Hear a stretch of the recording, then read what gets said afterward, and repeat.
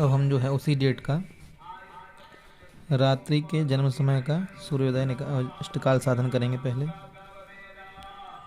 इसमें आपको वही संधि काल का जो नक्षत्र है, तो इस तरह की सिचुएशन यदि प्राप्त हो आपको कभी, तो इसके माध्यम से आपको उसका सलूशन प्राप्त हो जाएगा। तो पहले हम उसके लिए इष्टकाल निकालेंगे। जन्म समय हमारा है 6:35 रात्रि।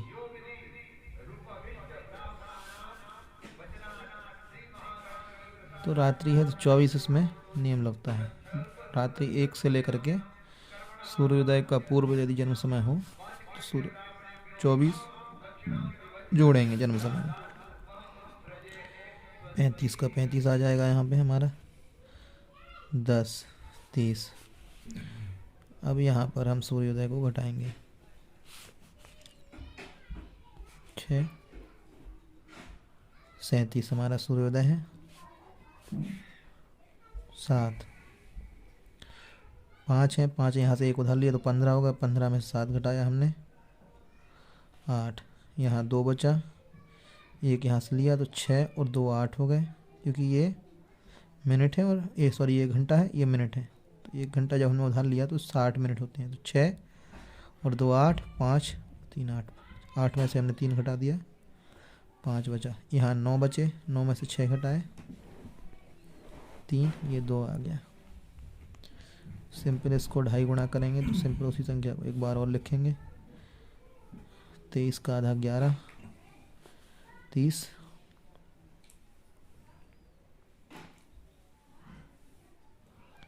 29, 58 का आधा हो गया। जोड़ देंगे हम 16, 25, हासिल आया 2, 10, 15, 17, 5, 2, 12 हमने घटा दी तो 2 यहाँ जोड़ेंगे। 6 दूनी 12, 2 बार घटाया 3, 6, 7 और 2 9।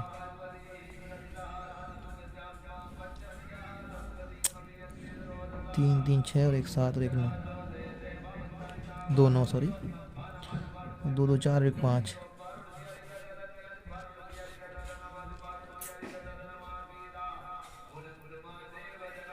ये हमारा अष्टकाल है।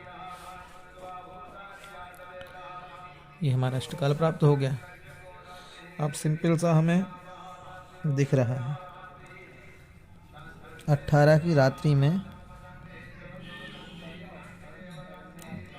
अश्विनी का मान है।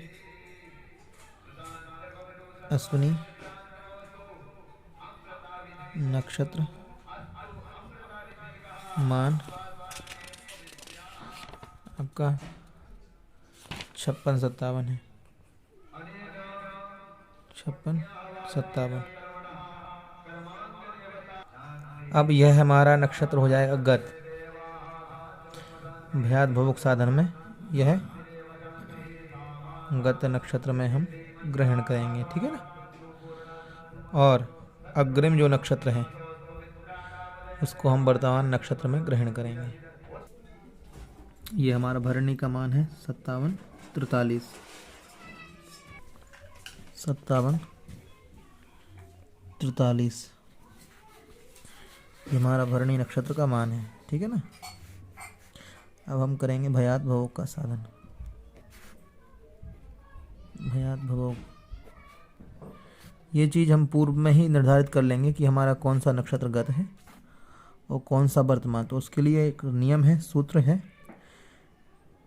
यदि हमारा अष्टकाल वर्तमान नक्षत्र से अधिक है, वर्तमान नक्षत्र का जो मान है, जो उस दिन नक्षत्र रहा उससे अधिक है, तो वह जो वर्तमान नक्षत्र है वह गत नक्षत्र के रूप में हम ग्रहण करेंगे, ठीक है ना।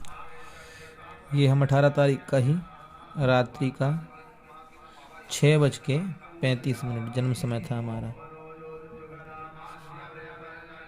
6:35 इसका हमने भयात भवोग निकालना है, ठीक है ना। तो हमने स्थिति में क्या है कि स्थिति सबसे गंभीर यही है कि उस दिन हमारे रेवती और अश्विनी 2 नक्षत्र हैं 18 तारीख में, ठीक है ना। और हमारा तीसरा नियम बोलता है कि यदि इष्टकाल, इसे हमें पता करना है गत नक्षत्र हमारा कौन सा है।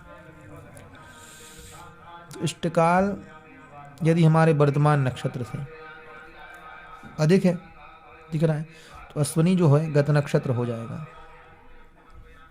यदि ऐसी स्थिति हो एक दिन में ही, तिथि एक है 2 नक्षत्र हैं उसमें, ठीक है ना, तो ऐसी स्थिति में 6 नक्षत्र है ना ये रेवती, तो इन दोनों को मान को पहले इकट्ठा करेंगे हम। 2 47 ये रेवती का मान है और 56 57 ये अश्विनी का मान है।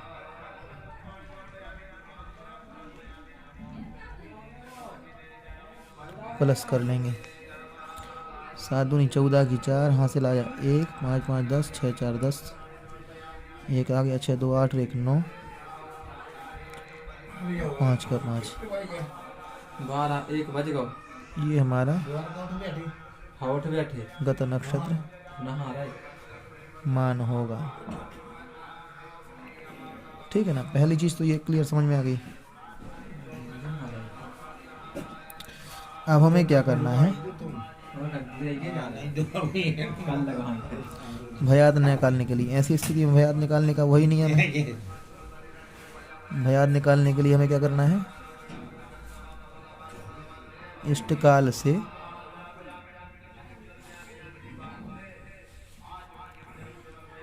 गत नक्षत्र मान को घटाना है, ठीक है ना। ऐसी स्थिति में तो वही हम क्या करेंगे, इष्टकाल लिखेंगे,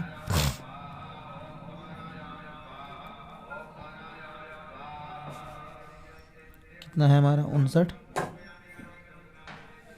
55 ये हमारा इष्टकाल है। और हमारा गत नक्षत्र मान आ गया 59 44, ठीक है ना। ये गत नक्षत्र मान है, किसका मान है, अश्विनी का हो गया है।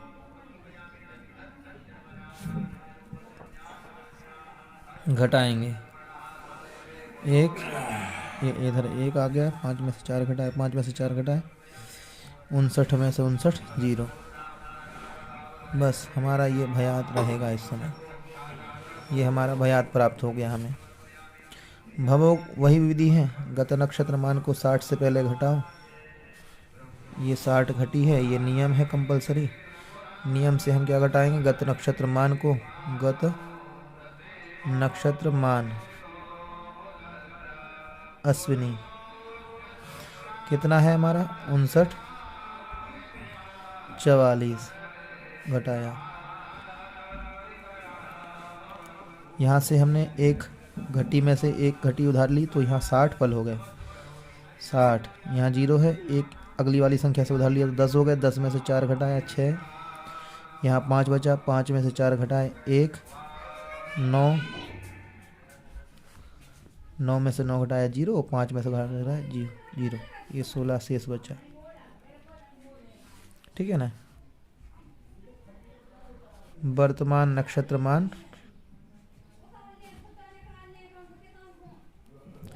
भरणी, हमारा वर्तमान नक्षत्र मान भरणी का कितना है, तो 57 43 ऊपर लिखा है ये।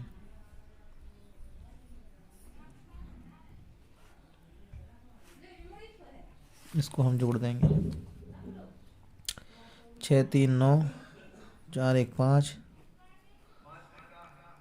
और हमारा ये 57,